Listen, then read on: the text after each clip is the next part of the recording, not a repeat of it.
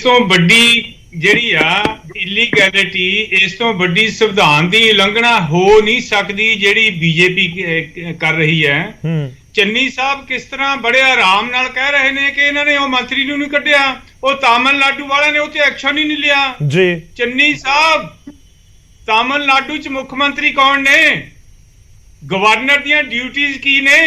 ਜੇ ਬੀਜੇਪੀ ਦੇ ਕੇਂਦਰੀ ਆਗੂਆਂ ਦੇ ਧਿਆਨ ਚ ਆ ਗਿਆ, ਬੀਜੇਪੀ ਲੀਡਰਾਂ ਦੇ ਇਸ ਤਰ੍ਹਾਂ ਉਹਨਾਂ ਨੂੰ ਲੱਗਣ ਲੱਗ ਗਿਆ ਕਿ ਆਹ ਹੋਣਾ ਚਾਹੀਦਾ ਸੀ, ਏਦਾਂ ਨਹੀਂ ਹੋਣਾ ਚਾਹੀਦਾ, ਉਸ ਸੂਬੇ ਦੇ ਮੁੱਖ ਮੰਤਰੀ ਨੇ ਦੇਖਣਾ, ਕੈਬਨਿਟ ਨੇ ਦੇਖਣਾ ਤੇ ਹੋਰ ਸਾਰਾ ਪੈਰਾਫਰਨੀਆ ਉੱਥੇ ਦੇ ਪ੍ਰਸ਼ਾਸਨ ਨੇ ਦੇਖਣਾ ਆ ਜੀ। Governor is not supposed to perform the duties of chief minister। Chief minister ਦੇ ਹਿਸਾਬ ਨਾਲ ਸਹੀ ਹੋ ਰਿਹਾ, ਜੇ ਨਹੀਂ ਸਹੀ ਹੋ ਰਿਹਾ ਤੁਸੀਂ ਸੰਵਿਧਾਨ ਦੇ ਅਨੁਸਾਰ ਚੱਲੋ। ਅਸੀਂ ਤਾਂ ਕਿਹਾ ਨਹੀਂ ਹੈ, ਤੁਹਾਡੇ ਮੰਤਰੀਆਂ ਨੇ ਜਦੋਂ ਇਹ ਕਹਿਤਾ ਗੋਲੀ ਮਾਰੋ ਸਾਲੋਂ ਕੋ, ਲੋਕਾਂ ਨੂੰ ਭੜਕਾਇਆ, ਅਸੀਂ ਇਹੀ ਕਿਹਾ ਕਿ ਪ੍ਰਧਾਨ ਮੰਤਰੀ ਜੀ ਫਲਾਣੇ ਮੰਤਰੀ ਨੂੰ ਬਰਖਾਸਤ ਕਰਨ, ਜਦੋਂ ਪਿੱਛੋਂ ਲਿਆ ਕੇ ਕਾਰ ਚੜਾਤੀ ਸੀ ਕਿਸਾਨਾਂ ਦੇ ਹਜੂਮ ਤੇ, ਕਿਸਾਨ ਵੀਰਾਂ ਤੇ ਕਤਲੇਆਮ ਕੀਤਾ ਸੀ ਚਿੱਟੇ ਦਿਨ, ਅਸੀਂ ਮੰਗ ਕੀਤੀ ਕਿ ਕੰਪੀਟੈਂਟ ਅਥਾਰਟੀ ਉੱਤੇ ਕਾਰਵਾਈ ਕਰੇ। ਏਦਾਂ ਨਹੀਂ ਹੈ ਕਿ ਤੁਸੀਂ ਆਪਣੇ ਗਵਰਨਰ ਲਾਏ ਹੋਏ ਆ, ਉਹ ਗਵਰਨਰ ਸਾਰੇ ਸੰਵਿਧਾਨ ਨੂੰ ਛਿੱਕੇ ਟਾਂਕੇ ਆਪਣੇ ਆਪ ਕਾਰਵਾਈ ਕਰਨੇ ਸ਼ੁਰੂ ਕਰ ਦੇਣ। ਗੌਰਵ ਜੀ ਇਦਾਂ ਹੀ ਇਹਨਾਂ ਨੇ ਦਿੱਲੀ 'ਚ ਕੀਤਾ। ਨਹੀਂ, ਤੁਹਾਨੂੰ ਲੱਗਦਾ ਕਿ ਪੰਜਾਬ ਦੇ ਵਿੱਚ ਵੀ ਇਸ ਤਰੀਕੇ ਨਾਲ ਹੋ ਸਕਦਾ ਹੈ? ਮੈਂ ਸੰਘੇੜਾ ਸਾਹਿਬ, ਇਸ ਕਰਕੇ ਹੀ ਜਿਹੜੇ ਲੋਕ ਅੱਜ ਆਪਣੇ ਪੰਜਾਬ ਦੇ ਵਿੱਚ ਬੈਠ ਕੇ ਦਰਸ਼ਕ ਇਸ ਸਮੇਂ ਦੇਖ ਰਹੇ ਹੋਣਗੇ, ਉਹ ਵੀ ਜਾਣਨਾ ਚਾਹਣਗੇ ਨਾ ਕਿ ਤਮਿਲਨਾਡੂ ਦਾ ਮੁੱਦਾ ਪੰਜਾਬ ਦੇ ਵਿੱਚ ਕਿਉਂ ਵਿਚਾਰਿਆ ਜਾ ਰਿਹਾ ਹੈ। ਤੁਹਾਨੂੰ ਲੱਗਦਾ ਹੈ ਕਿ ਪੰਜਾਬ ਦੇ ਵਿੱਚ ਵੀ ਗਵਰਨਰ ਸਾਹਿਬ ਇਸ ਤਰੀਕੇ ਦਾ ਕੋਈ ਐਕਸ਼ਨ ਲੈ ਸਕਦੇ ਨੇ? ਕਿ ਲੱਗਦਾ ਆਮ ਆਦਮੀ ਪਾਰਟੀ ਨੂੰ?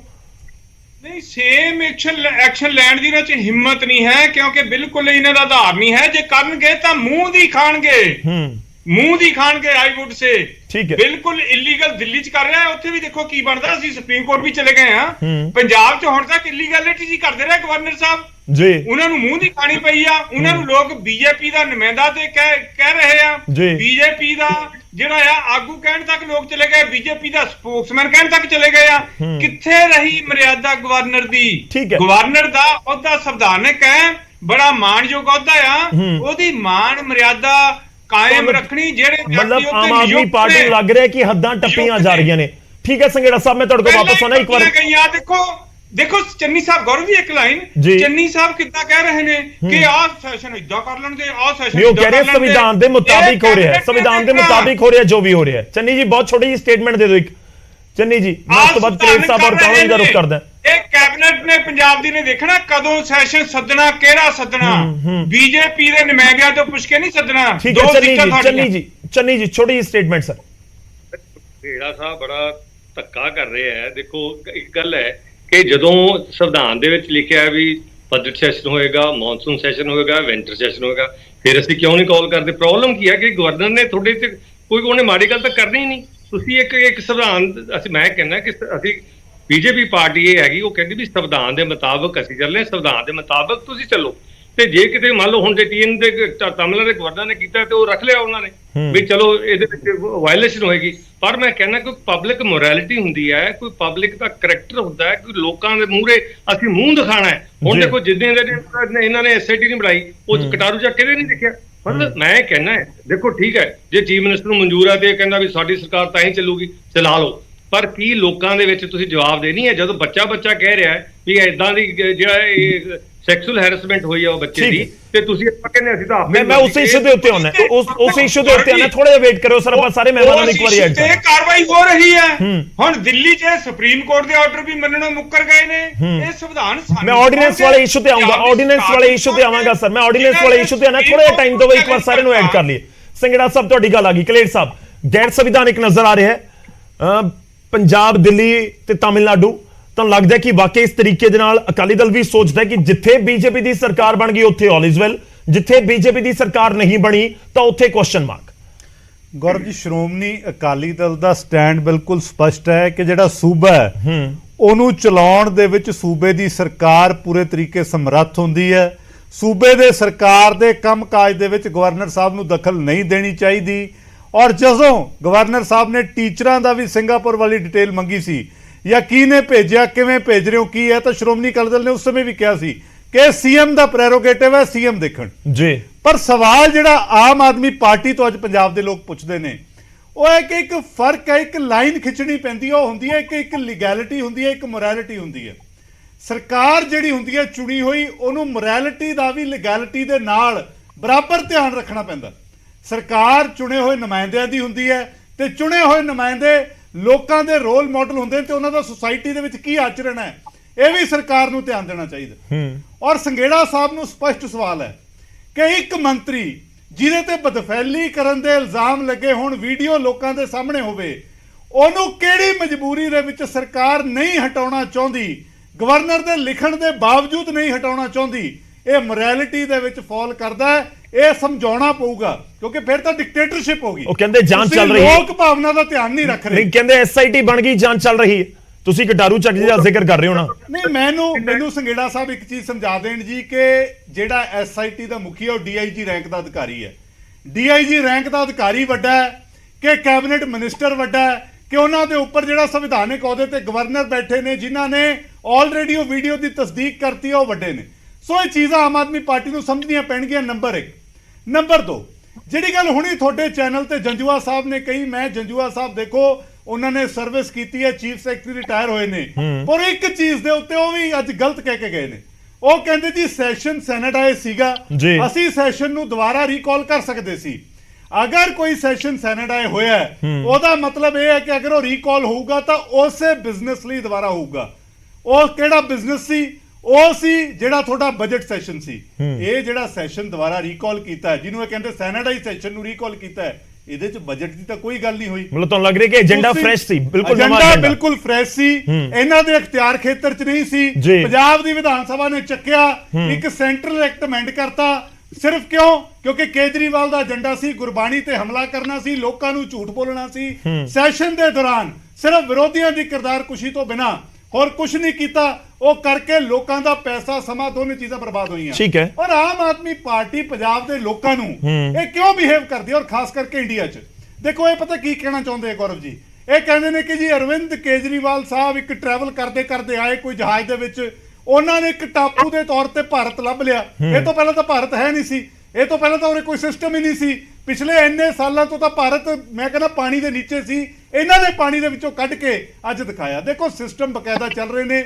ਇਹ ਲੋਕਾਂ ਨੂੰ ਇਹ ਜਵਾਬ ਦੇਣ ਕਿ ਆਮ ਆਦਮੀ ਪਾਰਟੀ ਦੀ ਦਿੱਲੀ ਦੇ ਵਿੱਚ, ਪੰਜਾਬ ਦੇ ਵਿੱਚ 2 ਸੂਬਿਆਂ 'ਚ ਸਰਕਾਰ ਹੈ। ਦੱਸੋ ਜੀ ਲੋਕਾਂ ਨੂੰ ਕੀ ਦੇਣ ਹੈ?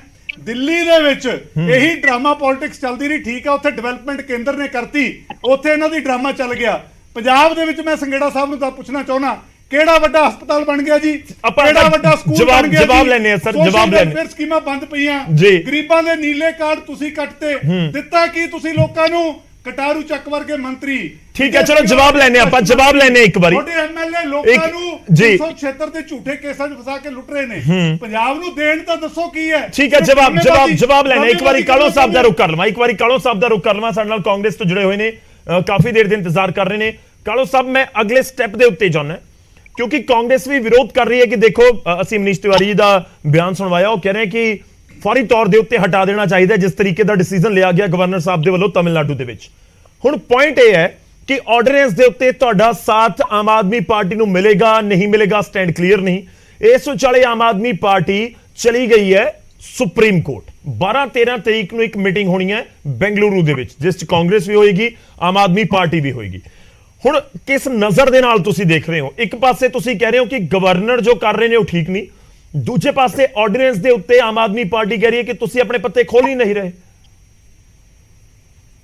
ਦੇਖੋ, ਸਭ ਤੋਂ ਪਹਿਲਾਂ ਤੇ ਗੌਰਵ ਮੈਂ ਇਹ ਕਹਿਣਾ ਚਾਹੂੰਗਾ ਕਿ ਇਹ ਜਿਹੜੀਆਂ ਦੋਵੇਂ ਪਾਰਟੀਆਂ ਨੇ, ਭਾਜਪਾ ਤੇ ਆਮ ਆਦਮੀ ਪਾਰਟੀ, ਇਹ ਦੋਵੇਂ ਇੱਕੋ ਸਿੱਕੇ ਦੇ ਇਹ 2 ਪਹਿਲੂ ਨੇ। ਵੇਖੋ, ਇਹ ਆਪਣੀ ਕਨਵੀਨੀਅੰਸ ਦੇ ਹਿਸਾਬ ਨਾਲ ਗੌਰਵ ਐਕਟ ਕਰਦੇ ਨੇ। ਜੇ ਮੈਂ ਗੱਲ ਕਰਾਂ ਧਾਰਾ 370 ਦੀ, ਉਹਦੇ ਉੱਤੇ ਬਿਲਕੁਲ ਵੀ ਕੇਜਰੀਵਾਲ ਸਾਹਿਬ ਨਹੀਂ ਬੋਲੇ ਔਰ ਉਹਦੇ ਇਨਫੈਕਟ ਉਹਦੇ ਤੇ ਭਾਜਪਾ ਦੀ ਇਹਨਾਂ ਨੇ ਸਪੋਰਟ ਕੀਤੀ। ਸ਼ਹੀਨ ਬਾਗ ਦਾ ਐਡਾ ਲੰਬਾ ਮੋਰਚਾ ਚੱਲਿਆ, ਤੁਸੀਂ ਸਾਰੇ ਟੀਵੀ ਚੈਨਲਸ ਨੇ ਉਹ ਕਵਰ ਵੀ ਕੀਤਾ। ਉਹ ਤੇ ਦਿੱਲੀ ਦਾ ਮਸਲਾ ਸੀ, ਉਹਦੇ ਉੱਤੇ ਕੇਜਰੀਵਾਲ ਸਾਹਿਬ ਨਹੀਂ ਬੋਲੇ ਕਿਉਂਕਿ ਉਹ ਬੀਜੇਪੀ ਦੇ ਵਿਰੁੱਧ ਮੋਰਚਾ ਖੁੱਲਿਆ ਸੀ।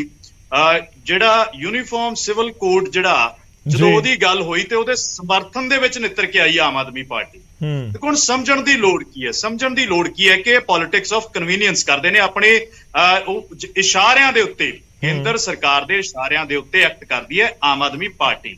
ਔਰ ਬਾਹਰ ਇੱਕ ਵਿਖਾਵਾ ਕਰਕੇ, ਲੋਕਾਂ ਦੇ ਵਿੱਚ ਇੱਕ ਡਰਾਮਾਬਾਜ਼ੀ ਕਰਕੇ ਇਹ ਸੱਚੇ ਹੋਣ ਦੀ ਹਮੇਸ਼ਾ ਕੋਸ਼ਿਸ਼ ਕਰਦੇ ਨੇ ਕਿ ਵੇਖੋ ਜੀ ਅਸੀਂ ਤਾਂ ਲੜ ਰਹੇ ਹਾਂ ਕੇਂਦਰ ਦੇ ਵਿਰੁੱਧ। ਹੁਣ ਮੈਨੂੰ ਇੱਕ ਗੱਲ ਨਹੀਂ ਸਮਝ ਆਉਂਦੀ, ਏਡੀ ਕੀ ਇਹੋ ਹੀ ਹਾ ਦਾ ਨਾਰਾ ਜਿੰਨਾ ਅਸੀਂ ਗਵਰਨਰ ਵਾਲਾ ਇਸ਼ੂ ਜਾਂ ਮੁੱਖ ਮੰਤਰੀ ਸਾਹਿਬ ਵਾਲਾ ਇਸ਼ੂ ਜਿੰਨਾ ਅਸੀਂ ਹਾਈਲਾਈਟ ਕਰ ਦਿੱਤਾ, ਜਿਸ ਤਰੀਕੇ ਦੇ ਨਾਲ ਉੱਤੇ ਲੜਾਈਆਂ ਹੋ ਰਹੀਆਂ, ਟਵਿੱਟਰ ਗੇਮ ਖੇਡੀ ਜਾ ਰਹੀ ਹੈ, ਉੱਤੇ ਚਿੱਠੀਆਂ ਲਿਖੀਆਂ ਜਾ ਰਹੀਆਂ, ਡਿਬੇਟਸ ਹੋ ਰਹੀਆਂ ਨੇ, ਉਹਨੂੰ ਇੱਕ ਬਹੁਤ ਵੱਡਾ ਇਸ਼ੂ ਬਣਾ ਦਿੱਤਾ।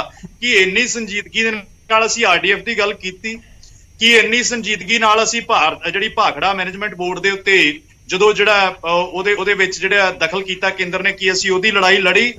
ਜਾਂ ਪੰਜਾਬ ਦੇ ਨਾਲ ਜਦੋਂ ਵੀ ਕੇਂਦਰ ਨੇ ਇਸ ਸਮੇਂ ਦੇ ਵਿੱਚ 1.5 ਸਾਲ ਦੇ ਵਿੱਚ ਧੱਕਾ ਕੀਤਾ, ਕਦੀ ਉਸ ਚੀਜ਼ ਦੀ ਲੜਾਈ ਜਿਹੜੀ ਹੈ ਆਮ ਆਦਮੀ ਪਾਰਟੀ ਨੇ ਲੜੀ ਹੈ ਕੇਂਦਰ ਦੇ ਵਿਰੁੱਧ? ਜਿੱਥੋਂ ਤੱਕ ਮਸਲਾ ਹੈ ਕਿ ਮੈਂ ਇਹ ਗੱਲ ਬਹੁਤ ਕਲੀਅਰ ਕਰ ਦੇਣਾ ਚਾਹੁੰਦਾ ਕਿ ਆਮ ਆਦਮੀ ਪਾਰਟੀ ਨੂੰ ਇੱਕ ਆਦਤ ਹੈ ਕਿ ਝੱਟ ਦੇਣੀ ਜੰਪ ਮਾਰ ਕੇ ਸੁਪਰੀਮ ਕੋਰਟ ਦੇ ਵਿੱਚ ਪਹੁੰਚ ਜਾਂਦੇ ਨੇ। ਦੇਖੋ ਦਿੱਲੀ ਦੇ ਵਿੱਚ ਇਹਨਾਂ ਨੇ ਲੰਮਾ ਸਮਾਂ ਸਰਕਾਰ ਚਲਾ ਰਹੀ ਹੈ ਔਰ ਪਤਾ ਨਹੀਂ ਇੱਕ ਵਾਰੀ ਨਹੀਂ ਕਈ ਵਾਰ ਸੁਪਰੀਮ ਕੋਰਟ ਤੋਂ ਝਾੜ ਖਾ ਕੇ ਨਿਕਲੇ ਨੇ ਕਿ ਇਹੋ ਜਿਹੇ ਮਸਲਿਆਂ ਲਈ ਸੁਪਰੀਮ ਕੋਰਟ ਦੇ ਵਿੱਚ ਆ ਕੇ ਤੁਸੀਂ ਆਪਣਾ ਸਰਕਾਰ ਦਾ ਤੇ ਮਾਨਯੋਗ ਸੁਪਰੀਮ ਕੋਰਟ ਦਾ ਸਮਾਂ ਨਾ ਖਰਾਬ ਕਰਿਆ ਕਰੋ। ਔਰ ਜਿਹੜੀ ਰਹੀ ਗੱਲ ਕਿ ਇਹਨਾਂ ਨੇ ਜਦੋਂ ਮਾਨਯੋਗ ਗਵਰਨਰ ਪੰਜਾਬ ਦੇ ਵਿਰੁੱਧ ਉਹ ਗਏ ਸੀਗੇ ਕੇਂਦਰ ਦੇ ਸੁਪਰੀਮ ਕੋਰਟ ਦੇ ਵਿੱਚ, ਤੇ ਇਹਨਾਂ ਨੇ ਆਉਣ ਵਾਲੀਆਂ ਸਰਕਾਰਾਂ ਲਈ ਵੀ ਜਿਹੜੀ ਆ ਉਹਨਾਂ ਦੇ ਵੀ ਹੱਥ ਪੱਟ ਕੇ ਉੱਥੇ ਦੇ ਆਏ, ਕਿਉਂਕਿ ਸੁਪਰੀਮ ਕੋਰਟ ਨੇ ਇਹ ਉੱਥੋਂ ਮੈਨੂੰ ਗੱਲ ਪੂਰੀ ਕਰ ਲੈਂਦੇ ਹੋ, ਇਹ ਕਿਹਾ ਕਿ ਸਰਕਾਰ ਡਿਊਟੀ ਬਾਉਂਡ ਆ ਗਵਰਨਰ ਨੂੰ ਇਨਫੋਰਮੇਸ਼ਨ ਦੇਣ ਦੀ। ਵੇਖੋ ਕੀ ਲੋੜ ਸੀ ਸਾਨੂੰ ਸੁਪਰੀਮ ਕੋਰਟ ਜਾਣ ਦੀ। ਅੱਛਾ, ਰਹੀ ਜਿੱਥੇ ਤੱਕ ਆਰਡੀਨੈਂਸ ਵਾਲੀ ਗੱਲ, ਹੁਣ ਆਰਡੀਨੈਂਸ ਵਾਲੀ ਗੱਲ ਤੇ ਥੋੜਾ ਛੋਟਾ ਰੱਖਿਓ ਆਰਡੀਨੈਂਸ ਦੇ ਉੱਪਰ ਮੈਂ ਜਵਾਬ ਜੀ ਜਿੱਥੇ ਜਿਹੜੀ ਪਿਛਲੀ ਮੀਟਿੰਗ ਜਿਹੜੀ ਪਟਨਾ ਸਾਹਿਬ ਦੇ ਵਿੱਚ ਹੋਈ, ਉਸ ਮੀਟਿੰਗ ਦੇ ਵਿੱਚ ਇਹਨਾਂ ਨੂੰ ਇੰਨੀ ਹਫੜਾ ਦਫੜੀ ਸੀ ਕਿ ਜੀ ਸਭ ਤੋਂ ਪਹਿਲਾਂ ਸਾਡੇ ਆਰਡੀਨੈਂਸ ਤੇ ਗੱਲ ਕਰੋ। ਦੇਖੋ ਆਰਡੀਨੈਂਸ ਇੱਕ ਗਵਰਨੈਂਸ ਦਾ ਇਸ਼ੂ ਹੈ, ਉਹ ਕੋਈ ਨੈਸ਼ਨਲ ਇਸ਼ੂ ਨਹੀਂ ਹੈ, ਉਹ ਗਵਰਨੈਂਸ ਦਾ ਇਸ਼ੂ ਹੈ। ਔਰ ਗਵਰਨੈਂਸ ਦਾ ਇਸ਼ੂ ਹੈ ਉੱਥੇ ਆਪਣੇ ਪੱਧਰ ਦੇ ਉੱਤੇ ਲੜ ਕੇ ਗੱਲਬਾਤ ਰਾਹੀਂ, ਇਹ ਤਾਂ ਕਹਿੰਦੇ ਨੇ ਅਸੀਂ ਸੰਵਾਦ ਕਰਨ ਵਾਲੇ ਲੋਕਾਂ, ਤੇ ਸੰਵਾਦ ਕਰਕੇ ਆਪਣਾ ਮਸਲਾ ਹੱਲ ਕਰ ਲੈਣ। ਕਿਉਂ ਜਾਣਬੁੱਝ ਕੇ ਰਾਈ ਦਾ ਪਹਾੜ ਬਣਾਈ ਜਾ ਰਹੇ ਨੇ? ਔਰ ਜਿੱਥੋਂ ਤੱਕ ਕਾਂਗਰਸ ਪਾਰਟੀ ਦੇ ਲੀਡਰ ਰਾਹੁਲ ਗਾਂਧੀ ਨੇ ਉਸ ਦਿਨ ਵੀ ਗੱਲ ਇਹ ਕਹੀ ਸੀ ਕਿ ਇਹ ਕੋਈ ਬਹੁਤ ਜਲਦਬਾਜ਼ੀ ਦੇ ਵਿੱਚ ਇਹ ਤੇ ਕਹਿੰਦੇ ਨੇ ਕਿ ਹੁਣੇ ਸਾਨੂੰ ਦੱਸੋ ਨਹੀਂ ਤੇ ਅਸੀਂ ਵਾਕਆਊਟ ਕਰਾਂਗੇ। ਦੇਖੋ ਇਹਨਾਂ ਮੀਟਿੰਗ ਤੋਂ ਬਾਅਦ ਜਵਾਬ ਲੈ ਲਵਾਂ ਪ੍ਰੈਸ ਕਾਨਫਰੰਸ ਦੇ ਵਿੱਚ ਹਿੱਸਾ ਨਹੀਂ ਲਿਆ। ਬਹੁਤ ਇੰਪੋਰਟੈਂਟ ਔਰ ਇੰਟਰਸਟਿੰਗ ਹੈ। ਦੇਖੋ ਤੁਸੀਂ UCC ਦਾ ਜ਼ਿਕਰ ਕਰ ਰਹੇ ਹੋ ਕਿ UCC ਤੇ ਆਮ ਆਦਮੀ ਪਾਰਟੀ ਸਿਧਾਂਤਿਕ ਤੌਰ ਦੇ ਉੱਤੇ ਹਾਂ ਦਾ ਨਾਰਾ ਮਾਰ ਰਹੀ ਹੈ। ਜਿਸ ਗਠਜੋੜ ਦਾ ਇਸ ਸਮੇਂ ਕਾਂਗਰਸ ਜ਼ਿਕਰ ਕਰ ਰਹੀ ਹੈ ਉਸ ਦੇ ਵਿੱਚ ਉद्धਵ ਠਾਕਰੇ ਹੈਗੇ ਨੇ, ਕਾਣੋ ਸਾਹਿਬ, ਉਹ ਵੀ UCC ਦੇ ਉੱਤੇ ਸਿਧਾਂਤਿਕ ਤੌਰ ਦੇ ਉੱਤੇ ਕਹਿ ਰਹੇ ਕਿ ਹਾਂ ਠੀਕ ਹੈ, ਹੋ ਜਾਣਾ ਚਾਹੀਦਾ।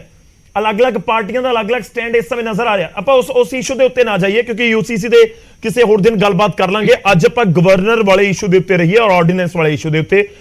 ਸੰਘੇੜਾ ਸਾਹਿਬ,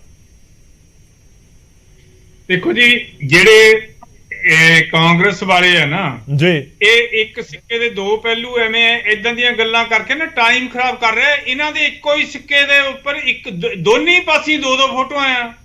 ਆਪੋਜੀਸ਼ਨ ਦੇ ਲੀਡਰ ਪ੍ਰਤਾਪ ਸਿੰਘ ਬਾਜਵਾ ਸਾਹਿਬ ਦੇ ਇੱਕੋ ਹੀ ਘਰ ਦੇ ਵਿੱਚ ਦੋ ਝੰਡੇ ਲੱਗੇ ਹੋਏ ਆ, 12 ਪੌੜੀਆਂ ਦਾ ਫਰਕ ਹੈ। ਅੱਧੀ ਲੀਡਰਸ਼ਿਪ ਇਹਨਾਂ ਦੀ BJP ਦੇ ਵਿੱਚ ਚਲੇ ਗਈ। ਕਈ ਵਾਰੀ ਪਤਾ ਨਹੀਂ ਲੱਗਦਾ ਕਿ ਅੱਜ ਲੀਡਰ ਤਿਆਰ ਹੋ ਕੇ ਚੱਲਿਆ BJP ਦੀ ਮੀਟਿੰਗ 'ਚ ਚੱਲਿਆ ਜਾਂ ਕਾਂਗਰਸ ਦੀ ਮੀਟਿੰਗ ਚੱਲਿਆ। ਇੰਨਾ ਕਨਫਿਊਜ਼ਨ ਕ੍ਰੀਏਟ ਹੋ ਗਿਆ ਆ। ਤੁਸੀਂ ਨਾ ਕੋਈ ਲੌਜਿਕ ਨਾਲ ਗੱਲ ਕਰੋ, ਜਿਹੜਾ ਟੌਪਿਕ ਤੇ ਆਓ। ਇਹ ਸਾਰੇ ਜਿਹੜੇ ਇਕੱਠੇ ਹੋ ਕੇ ਕਹਿੰਦੇ ਕੀਤਾ ਹੀ ਕੁਛ ਨਹੀਂ। ਜੇ ਮੈਂ ਗੌਰਵ ਜੀ ਇੱਕ ਹਿੰਟ ਦੇਣ ਲੱਗ ਜਾਵਾਂ ਨਾ, ਭਗਵੰਤ ਮਾਨ ਸਾਹਿਬ ਨੇ ਪੰਜਾਬ ਲਈ ਕੀ ਕੰਮ ਕੀਤੇ ਆ, ਕੇਜਰੀਵਾਲ ਸਾਹਿਬ ਨੇ ਦਿੱਲੀ 'ਚ ਕੀ ਕੰਮ ਕੀਤੇ ਆ, ਘੰਟਾ ਮੈਂ ਪੁਆਇੰਟ ਦੱਸ ਸਕਦਾ, 50 ਪੁਆਇੰਟ।